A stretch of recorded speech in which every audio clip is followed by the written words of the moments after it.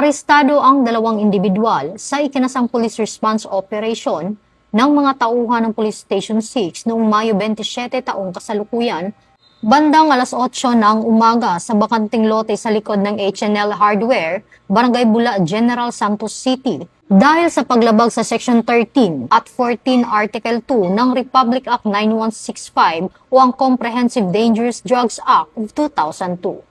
Kinilala ang mga sospek na sina alias Rad, 38 anyos, at residente ng Barangay Bula, at alias Par, 33 anyos, at residente ng Purokulas, Barangay Labangal, General Santos City. Ayon sa ulat, rumisponde ang mga operatiba matapos makatanggap ng impormasyon hinggil sa kahina-hinalang mga individual sa naturang lugar.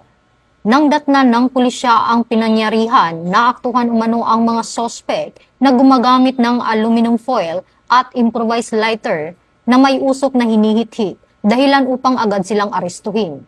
Na-recover mula sa mga sospek ang hinihinalang shabu at drug paraphernalia, kabilang ang 2 heat-sealed plastic sachet ng hinihinalang shabu. Patuloy na pinaalalahanan ng kapulisan ang publiko na iwasan ang anumang uri ng iligal na gawain, lalo na ang paggamit at pagbebenta ng pinagbabawal na droga.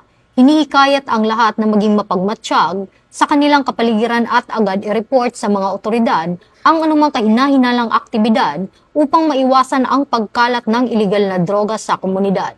Patuloy ang mahigpit na kampanya ng Philippine National Police laban sa iligal na droga upang mapanatili ang ligtas at maayos na pamayanan alinsunod sa advokasya ng bagong PNP para sa bagong Pilipinas, serbisyong mabilis, tapat at nararamdaman.